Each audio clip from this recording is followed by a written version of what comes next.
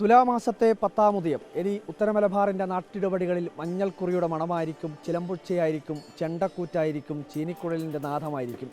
ചാത്തമ്പള്ളിക്കാവിലെ വിഷകണ്ഠം തെയ്യത്തോടുകൂടിയാണ് പ്രത്യേകിച്ച് വടക്കേ മലബാറിലെ തെയ്യാട്ടക്കാലത്തിന് തുടക്കമാവുന്നത്. തുലാമാസം 10-ാം തീയതി മുതൽ ഇടവമാസം വരെ നീളുന്ന ഒരു നീണ്ട തെയ്യക്കാലമാണ് ഓരോ വർഷവുമുള്ളത്. തെയ്യം പ്രത്യേകിച്ച് കണ്ണൂർ കാസർഗോഡ് ജില്ലക്കാരുടെ ഒരു ഹൃദയത്തിൽ അലിഞ്ഞ വികാരം, ചോലയിൽ അലിഞ്ഞ വികാരം എന്ന് പറയാവുന്നതാണ്. എന്തായാലും ഇപ്പോൾ നമ്മളോടൊപ്പം വികേഷ് പെരുവണ്ണൻ നമ്മളോടൊപ്പം ചേരുന്നുണ്ട്. സത്യം പറഞ്ഞു കഴിഞ്ഞാൽ ചാത്തമ്പള്ളിക്കാവിലെ വിഷകണ്ഠം തെയ്യത്തോടു കൂടിയാണ് ഈ പ്രത്യേകിച്ച് മലബാറിലെ ഈ ഓരോ സ്വരൂപങ്ങളുണ്ട്, ഇവിടെയുള്ള ഈ സ്വരൂപത്തിലെ തെയ്യാട്ടത്തിന് തുടക്കമാവുന്നതെന്ന് പറയാമല്ലേ? അതെ, ലാഭത്തോടു കൂടിയാണ് നമ്മളെ ഇങ്ങോട്ടുള്ള തെയ്യം ആരംഭിക്കുന്നത്. അത് നമ്മളെ ഈ കെട്ടിയാട്ട വിഷയമായിട്ട് പോകുന്ന ആ ഒരു ഇതിൽ തുടങ്ങുന്നത് ലാഭത്തോടു കൂടി ചാത്തമ്പള്ളി വിഷകണ്ഠൻ ക്ഷേത്രത്തിലാണ്. ഈ പറയുന്ന വിഷകണ്ഠൻ തെയ്യത്തിൻ്റെ ഒരു ചുരുക്ക രീതിയിലുള്ള ഒരു വിവരണം, കാരണം പലപ്പോഴും ഈ കോലം കാണുമ്പോൾ ഇത് മറ്റു പല ദൈവങ്ങളോടുള്ള സാദൃശ്യം തോന്നാറുണ്ട്. പക്ഷേ ഇത് തീർത്തും വ്യത്യസ്തമായി ഒരേ ഒരു സ്ഥലം, വിഷകണ്ഠൻ ദൈവത്തിൻ്റെ ഒരേ ഒരു സ്ഥാനമെന്ന് സങ്കല്പിക്കപ്പെടുന്ന ഒരു ക്ഷേത്രം കൂടിയാണ് ഈ ചാത്തമ്പള്ളിക്കാവ്. അതെ അതെ അതെ അത് ഇതിൻ്റെ ചരിത്രം എന്ന് പറഞ്ഞാൽ ഈ എന്താ പറയുക, കൊളച്ചേരി ചാത്തമ്പള്ളി എന്ന് പറഞ്ഞ തറവാട്ടിൽ ജനിച്ച് വളർന്ന ഒരു കണ്ടൻ എന്ന് പറഞ്ഞൊരു വ്യക്തി. അപ്പോൾ കണ്ടൻ എന്താ പറയുക, ചെറുപ്പകാലം തൊട്ടേ വിഷവിദ്യ, കുലവിദ്യ എന്ന് പറഞ്ഞാൽ ഏറ്റാണ് കുലവിദ്യ, പിന്നെ അന്നക്കരുത്ത്, അരിക്കരുത്ത്, അങ്ങനെ ഇന്ദ്രജാലം, മഹേന്ദ്രജാലം, അങ്ങനെ പല ഇതും പഠിച്ചു ഉറച്ച ഒരു ആ ചെറുപ്പകാലം തൊട്ടേ എല്ലാം പഠിച്ചുറച്ചതായിരുന്നു. അപ്പോൾ ആ ഒരു ഈ ബാലകാലം കഴിഞ്ഞ് ഈ പ്രവൃത്തി തുടങ്ങുന്ന സമയമാകുമ്പോൾ ഈ കൊവ്വൂർ ചാത്തോത്ത് എന്ന് പറഞ്ഞ സ്ഥലത്തു നിന്ന് ഒരു പെൺകുട്ടിക്ക് വിഷമേറ്റു. ആ വിഷമേറ്റിട്ട് ആ അടുത്തുള്ള പിന്നെ വിഷകാരിയെ കണ്ടു. അതിനൊരു നിവാരണം കാണാൻ പറ്റാഞ്ഞിട്ട് പിന്നെ എവിടെയാണ് ഉള്ളൊരു വിഷകാരി എന്ന് പറഞ്ഞിട്ട് ഈ കരുമാരത്തില്ല എന്ന് പറഞ്ഞാൽ ഈ കൊളച്ചേരിയുള്ള കരുമാരത്തില്ലത്തേക്ക് അവർ 4 ആങ്ങളമാർ, ഈ ഒരു സഹോദരിയാണ്, ആ പെണ്ണരുവിയും എടുത്തുകൊണ്ട് വരുന്നതാണ്. അങ്ങനെ കരുമാരത്തില്ലത്ത്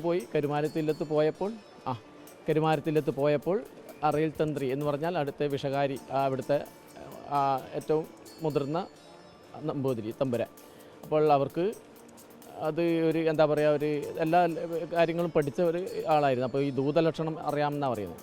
ഈ ഒരാൾ വരുമ്പോൾ അതിൻ്റെ ആ ഒരു ലക്ഷണങ്ങൾ നോക്കിയിട്ട് അതിൻ്റെ കാര്യങ്ങൾ തീരുമാനിക്കാൻ എല്ലാം അറിയുന്ന ഒരാളാണ്. അപ്പോൾ ഈ തമ്പുരാൻ ഈ ഊണിന് ഭക്ഷണത്തിൻ്റെ മുൻപിൽ ഊണരുതി മരണലക്ഷണമാണെന്ന് കണ്ടിട്ട് അവർ തിരിച്ചയക്കുകയും, അപ്പോൾ ഈ ആങ്ങളമാർ സങ്കടത്തോടു കൂടി മടങ്ങിപ്പോകുമ്പോൾ ഇതിന് കുറച്ചപ്പുറമുള്ള ഒരു വെങ്ങപ്പറ്റ കുളമുണ്ട്.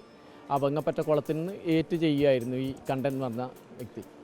അങ്ങനെ കണ്ടൻ ഈ ഒരു പരിചയമില്ലാത്ത അവരെ കണ്ട്, നിങ്ങൾ ഇവിടുന്നാണ് വരുന്നത്, എങ്ങോട്ടേക്ക് പോകുന്ന കാര്യങ്ങൾ അന്വേഷിച്ചപ്പോൾ ഇങ്ങനെയാണെന്ന് പറഞ്ഞു. അടുത്തുള്ള വിഷകാരിയെ കണ്ടു, ഒരു മാറ്റമില്ല, അയാൾക്കൊന്നും ചെയ്യാനില്ല എന്ന് പറഞ്ഞപ്പോൾ ഈ കരുമാരത്ത് തമ്പുരാൻ്റെ അടുത്ത് വന്നതാണെന്ന് കണ്ടനോട് പറഞ്ഞു. കണ്ടൻ എന്നെ ഒന്ന് കാണിക്കാൻ പറ്റുമെന്ന് കണ്ടൻ ചോദിക്കുന്നു. അവർ സന്തോഷത്തോടു കൂടി അതിന് സമ്മതിക്കുന്നു. അങ്ങനെ കണ്ടൻ പോയി നോക്കിയപ്പോൾ അതിൽ ഒരു ജീവലക്ഷണം, ഈ മൂർധാവെന്ന് തലനാർ പൊരിച്ച് ഒരു ലക്ഷണം നോക്കി, അവിടെ ഒരു ജീവൻ്റെ ലക്ഷണം കണ്ടു. അതിന് കണ്ടൻ എന്ന് പറഞ്ഞ ആ വ്യക്തി ഒരു പ്രതിവിധി കണ്ടു. ആ ഒരു പ്രതിവിധിയിൽ ജീവൻ തിരിച്ചു കിട്ടുന്നു. ആ ജീവൻ തിരിച്ചു കിട്ടിയതിന് ശേഷം എന്താ പറയുക, ഒരു താഴേക്കടിയിലുള്ള ഒരു ആൾ എന്നുള്ള നിലയിൽ അത് ഈ നമ്പൂതിരിക്ക് അതൊരു എന്താ പറയുക, ഒരു കുറച്ചിലായിട്ട് തോന്നിയതിന് ശേഷം കൂടെയുള്ള ഈ മെയ്യാൽക്കാരെന്ന് പറഞ്ഞാൽ അവരെ കാര്യസ്ഥർ, അവരെ വിളിച്ചിട്ട് കണ്ടനെ കൊത്തിക്കൊല്ലാൻ ആജ്ഞാപിച്ച് കണ്ടനെ എവിടത്തേക്ക് വിളിക്കുകയും ചെയ്യുന്നുണ്ട്. പല കാര്യങ്ങളും കൊടുത്ത് കണ്ടനെ സന്തോഷിപ്പിച്ച് വിടുന്നു. ഊണും ഭക്ഷണവും വസ്ത്രവും എല്ലാം കൊടുത്ത് സന്തോഷിപ്പിച്ച് വിട്ടതിന് ശേഷം കൂടെ വഴിയെ ഈ കൊല്ലാനെ ഏൽപ്പിച്ച ആൾത്തരത്തെയും വിട്ടു. അത് ഇന്ന് ക്ഷേത്രമുള്ള ആ സ്ഥലത്തെത്തുമ്പോൾ അവിടെ കണ്ടനെ കൊന്ന് ഒരു ഇടവഴിയായിരുന്നു, അത് രണ്ടും മതിലും കളിയും കൂടെ ആ കൊന്നിട്ട് മറിച്ചു. അടാണ് കണ്ടൻ്റെ ഒരു അവസാനം എന്നാണ് പറയുന്നത്. അത് പിന്നെ ഒരു 41 ദിവസം കഴിയുമ്പോൾ ആ തമ്പുരാൻ ഇല്ലത്ത് പല പ്രയാസങ്ങളും വന്നു. പാമ്പുമായിട്ടുള്ള കുറേ പ്രയാസങ്ങൾ വന്നതിന് ശേഷം അതിനൊരു ജ്യോതിഷവശാൽ അത് അറിഞ്ഞു നോക്കുമ്പോഴാണ് ഇങ്ങനെയാണ് സംഭവം എന്ന് പറയുന്നത്. അപ്പോൾ അതിനൊരു പ്രതിവിധിയായിട്ടാണ് പിന്നെ കണ്ടൻ ദൈവക്കരുവായി മാറിയിട്ടുണ്ട്. അങ്ങനെ കെട്ടിക്കോലം ധരിക്കണം എന്നില്ല ഇതിൽ, പിന്നെ വേറൊരു വഴിയില്ലല്ലോ, അതേ ഉള്ളൂ. അങ്ങനെ ക്ഷേത്രവും നങ്കലമാക്കി ക്ഷേത്രപ്രതിഷ്ഠ ചെയ്തതിന് ശേഷം ഇന്ന് കാണുന്നത് പോലെ കളിയാട്ടമാക്കി. ഈ പറയുന്ന പോലെ ഒരു എന്താ പറയുക, ഒരാളെ താഴെ ജാതിയിൽപ്പെട്ട ഒരാളുടെ ഒരു ഉയർത്തെഴുന്നേൽപ്പ് എന്നൊക്കെ വേണമെങ്കിൽ നമുക്കിതിനെ പറയാമല്ലോ. അതായത് തീർച്ചയായിട്ടും പറയാം. അത് തന്നെയാണ് അതിൻ്റെ കാര്യം.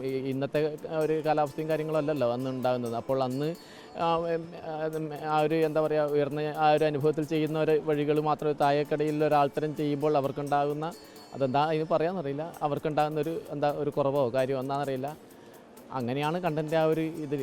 കണ്ടൻ അത് ആദ്യം ബോധവാനാണ്, അതിങ്ങനെ ചെയ്ത് കഴിഞ്ഞാൽ അതിൻ്റെ ആയുസിന് കേടാണെന്ന് കണ്ടന് ബോധവാനാണ്. പക്ഷേ ചെയ്ത വിദ്യ മറ്റൊരാൾത്തരത്തിന് അത് ഗുണമായിട്ട് വരണം, ഒരു നല്ലൊരു വ്യക്തിത്വം അങ്ങനെയാണല്ലോ. അങ്ങനെ അതുകൊണ്ടായിരിക്കുമല്ലോ ഒരു ദൈവക്കരുവായിട്ടൊക്കെ മറിഞ്ഞിരിക്കാൻ പറ്റുന്നത്. സത്യം പറഞ്ഞു കഴിഞ്ഞാൽ ഈ തെയ്യം കെട്ടുന്ന കോലധാരികളുടെ വലിയ ത്യാഗവും വലിയ പ്രധാനപ്പെട്ടതാണ്. ഇപ്പോൾ രാവിലെ ഒരു പുലർച്ചെ 4-4:30 കൂടി മുഖത്തെഴുത്തും കാര്യങ്ങളൊക്കെ അതിൻ്റെ ചമയങ്ങളൊക്കെ ധരിച്ചു തുടങ്ങിയ കോലധാരി ഇപ്പോൾ ഈ വിശകണ്ഠം തെയ്യത്തിൻ്റെ കോലം അവസാനിക്കുമ്പോൾ ഏതായാലും സന്ധ്യ മയങ്ങും എന്നുള്ളതാണ് മനസ്സിലാക്കുന്നത്. അപ്പോൾ സ്വാഭാവികം ഇത്രയും സമയം ജലഭാരമില്ലാതെ കെട്ടിമുറുക്കിയ ശരീരഭാഗങ്ങൾ, വലിയ ഭാരമുള്ള ഒരു ഉടയാടകൾ എല്ലാം ധരിച്ചു നിൽക്കുന്ന അതൊരു ദൈവത്തിൻ്റെ ഒരു കരുത്തുകൊണ്ട് കൂടിയായിരിക്കും ഒരു കോലധാരിക്ക് ഇത് ചെയ്യാൻ വേണ്ടി കഴിയുന്നതല്ലേ. തീർച്ചയായിട്ടും അത് ആ ഒരു കെട്ടിയാടുന്ന കോലധാരീൻ്റെ വിശ്വാസം തന്നെയാണ് അതിനേറ്റവും ആധാരമായിട്ടുള്ളത്. കോലധാരികൾക്ക് ഒരു അത്ഭുതം തോന്നുന്നത് എങ്ങനെയാണ് എന്നെ കൊണ്ട് ഇത് സാധിച്ചതെന്ന് തോന്നിപ്പോകല്ലേ. അത് ആ വിശ്വാസത്തിൻ്റെ ഒരു ഗുണമാണ്. നമ്മൾ പിന്നെ ഇപ്പോഴെന്താ പറയുക, ഇന്നലെ ഇവിടെ വന്നപ്പോൾ തന്നെ ഒരു 8:30 വിഷകണ്ഠൻ്റെ വെള്ളാട്ടം ആരംഭിച്ചു. അതൊരു 12:30-1 മണിയാകുമ്പോഴാണ് കഴിഞ്ഞതിന് ശേഷം ആകെ ഒരു എന്താ പറയേണ്ട അത്ര ചെറിയൊരു സമയം മാത്രമാണ് നമുക്ക് അതിൽ കിട്ടുന്നത്. അപ്പോൾ പിന്നെ മുഖത്തെഴുത്തും കാര്യമായി പിന്നെ വിഷം പകരുന്നതിൻ്റെ ആ ഒരു ഇതിലായി 5:30 തെയ്യം അരങ്ങിലേക്ക് വന്നു. അപ്പോൾ അതിനിടയിൽ കിട്ടുന്നവർ ഈ തെയ്യം 5:30 അരങ്ങിലേക്ക് വന്നു. പിന്നെ അത് തിരുമുടി എടുക്കാൻ വേണ്ടിയിട്ട് ഒരു 9:30-10 മണിയാവും. ഈ 5:30 കഴിഞ്ഞാൽ തെയ്യം രാത്രി 10 മണിയോടാവും. അപ്പോൾ അതിനിടയിൽ പിന്നെ ഈ എന്താ പറയുക, ഭക്ഷണമോ കുടിക്കേണ്ട ജലവും ഉണ്ടാവും. ഭക്ഷണമോ കാര്യങ്ങളോ അല്ലെങ്കിൽ മറ്റ് ഉള്ള ഒരു പ്രാഥമിക അനുഭവങ്ങളും ചെയ്യാൻ പറ്റാത്തൊരു പ്രയാസം. സത്യം പറഞ്ഞു കഴിഞ്ഞാൽ ഏറ്റവും ചുരുക്കി പറഞ്ഞു കഴിഞ്ഞാൽ ഒരു 24 മണിക്കൂർ ഒരാൾ കോലധാരിയായി ദൈവമായി തന്നെ നിൽക്കുകയാണ്. തീർച്ചയായിട്ടും അത് നമ്മളൊരു ശേഷം ഒന്നിനും നമ്മൾ വില കുറച്ച് കാണുന്നില്ല. പക്ഷേ ഇതിന് ഈ കോലധാരീൻ്റെ ഈ ചുണ്ടൻ വിരൽ മുതൽ മൂർത്തിയോളം അനേകം കെട്ടുകളായിരിക്കും. ഈ കെട്ടുന്ന ഓരോ ആടയാഭരണത്തിൻ്റെയും കെട്ട് അത് എത്ര കെട്ടാണ് നമുക്ക് എണ്ണി തിട്ടപ്പെടുത്താൻ പറ്റില്ല. അത്ര ഈ ചുണ്ടൻ വിരൽ മുതൽ ഈ മൂർധാവിലോളം അനേക കെട്ടുകൾ, അത് ഈ കെട്ടും കാര്യങ്ങളൊക്കെ സഹിച്ച് അതിൻ്റെ വേദനകളും അനുഭവങ്ങളൊക്കെ സഹിച്ചിട്ടാണ് ഒരു കോലധാരി ഒരു തെയ്യം. ചുണ്ടൻ വിരൽ എന്ന് പറയുമ്പോൾ കാൽ ചിലമ്പ് മുതൽ സത്യം പറഞ്ഞാൽ തലപ്പാളിയും തിരുമുടി വരെ അപ്പോൾ അതേപോലെ അപ്പോൾ അത് പല പ്രയാസങ്ങളും അനുഭവിക്കേണ്ടി വരും. അതെല്ലാം എന്താ പറയുക, അത് ഇതിൻ്റെ ഒരു ഭാഗമായിട്ട് കാണും. പിന്നെ ഈ പറഞ്ഞ മാതിരി നമുക്കെന്ത് പ്രയാസം ഉണ്ടെങ്കിൽ ദൈവം നമ്മളൊരു വിശ്വാസത്തിലാണല്ലോ ഇത് ചെയ്യുന്നത്. ഈ ദൈവം നമ്മൾ സഹായിക്കുന്നില്ല ആ ഒരു വിശ്വാസത്തോടു കൂടി നമ്മൾ. എന്തായാലും മോനാണല്ലേ? അതെ മോൻ. എന്താ പേരെന്താ? ഈശാൻ. തെയ്യത്തൊക്കെ ഇഷ്ടമാണോ? അച്ഛൻ്റെ കൂടെ തന്നെയാണല്ലേ? ചെറിയ വേടൻ തെയ്യൊക്കെ കിട്ടിയിട്ടുണ്ടോ? എന്തായാലും വലിയ രീതിയിൽ ഉത്തരമലബാറിലെ ജനങ്ങൾ അവരുടെ ഹൃദയത്തിൽ കൊണ്ടു നടക്കുന്ന ഒരു വികാരമാണ് ദൈവം. ലോകത്ത് മറ്റൊരു സ്ഥലത്തും നമുക്ക് ഇതുപോലൊരു ദൈവസങ്കല്പത്തെ കാണാൻ വേണ്ടി കഴിയില്ല എന്നൊരു പ്രത്യേകത കൂടി കൊണ്ട് തെയ്യത്തിന്. കാരണം ദൈവം ഇറങ്ങി വന്ന് ആ മനുഷ്യരുടെ ഇടയിലേക്ക് പോയി അവരുടെ സങ്കടങ്ങൾ കേട്ട് അവർക്കൊരു തലോടലും സ്നേഹവും, അവർ ദൈവത്തോട് പറയുന്ന ഒരു പ്രയാസത്തിന് ആ ദൈവം ഒരു പരിഹാരം നിർദ്ദേശിക്കും. ഇന്നത് ചെയ്യണം, ഇന്നത് ചെയ്താൽ അത് ആ പ്രശ്നം അവിടെ തീരുമെന്ന് പറഞ്ഞ് ഒരു കാരണവരുടെ അല്ലെങ്കിൽ ഒരു ഗുരുനാഥൻ്റെ ഒരു രക്ഷിതാവിൻ്റെ സ്ഥാനത്താണ് അവരെല്ലാം ദൈവത്തെ കാണുന്നത്.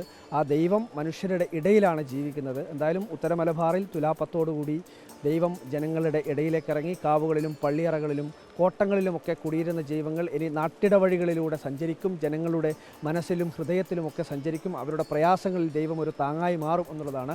ചാത്തമ്പള്ളിക്കാവിൽ വിഷകണ്ഠൻ തെയ്യത്തോടു കൂടിയാണ് ഉത്തരമലബാറിൽ പൊതുവെ തെയ്യം തുടങ്ങി എന്ന് സങ്കല്പിക്കപ്പെടുന്നത്. അതിലൊക്കെ ഏറെയും കുറഞ്ഞ് വ്യത്യസ്ത അഭിപ്രായങ്ങളും വ്യത്യസ്ത ആചാരങ്ങളും അനുഷ്ഠാനങ്ങളൊക്കെ ഉണ്ട്. പക്ഷേ പൊതുവെ സങ്കല്പിക്കപ്പെടുന്നത് ചാത്തമ്പള്ളിക്കാവിൽ വിഷകണ്ഠൻ തെയ്യത്തോടു കൂടി തുടങ്ങുന്നു എന്നുള്ളതാണ്. എന്തായാലും തെയ്യാട്ടക്കാലത്തിന് തുടക്കമായിരിക്കുകയാണ്. ഇനി അങ്ങോട്ട് വടക്കേ മലബാറിൻ്റെ നാട്ടിടവഴികൾ മഞ്ഞൾക്കുറിയുടെ മണമായിരിക്കും. വീഡിയോ ജേർണലിസ്റ്റ് ലിമേഷ് ചെറുവേഷിക്കൊപ്പം reporter Arjun Kalyad in reporter Kannur.